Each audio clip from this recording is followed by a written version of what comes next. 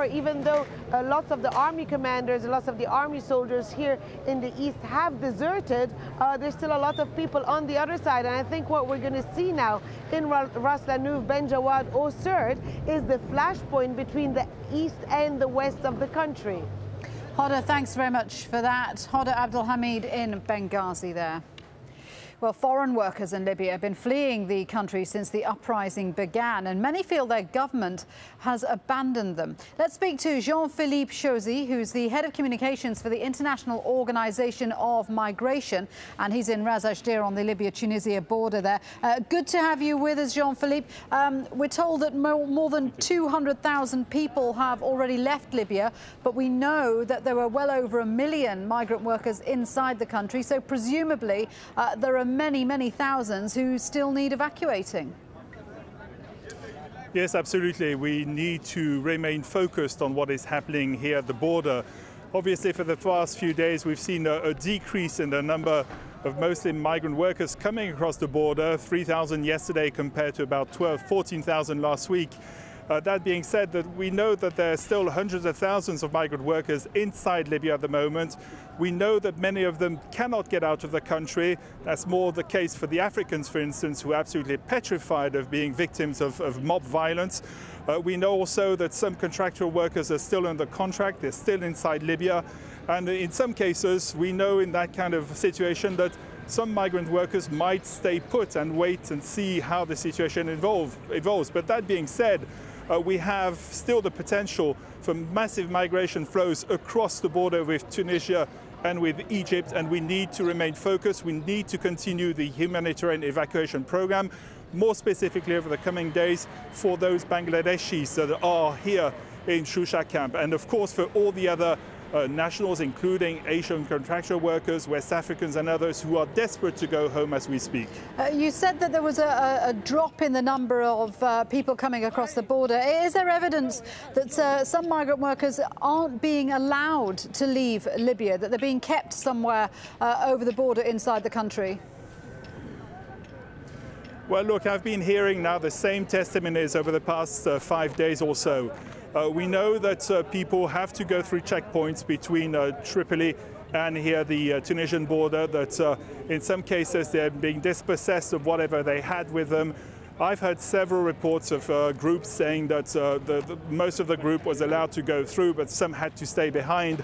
So we're getting also stories of people, specifically West Africans, that are literally holed up wherever they're safe, who really dare not get out for fear of mob violence. I mean, last night, for instance, I spoke to 3 West Africans who had been rifle battered, and obviously they were not telling the whole story because they were still traumatized by what they had gone through. So again, we really don't know what's happening inside, but the information that we're getting from those who have managed to cross the border is that migrant workers are being victimized mostly by, it seems, young Libyan youths that are basically using whatever they have at their hand to mistreat them. Yeah, there's a lot of disturbing stories coming out, and one of the problems for these people is that having got across the border, they're now trapped on that side of the border because they're simply not able to go home. Their governments can't or won't help them. What's happening with that?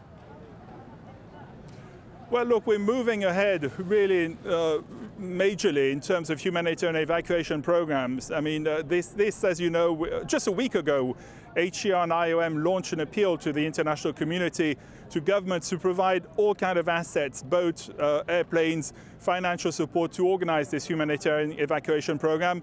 The logistics are in place. We're really cranking up the number of flights. We are increasing the number of people who are benefiting from this humanitarian evacuation program.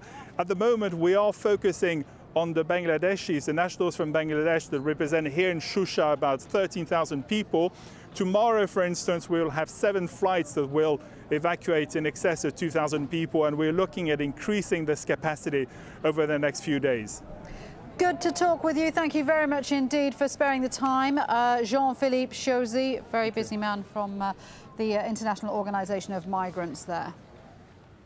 Now, the NATO Secretary-General says attacks on civilians in Libya may amount to crimes against humanity. The situation in Libya topping the agenda, of course, of a meeting of defence ministers this week. For more on that, let's cross to Stephen Cole, who's in our European News Centre. Stephen.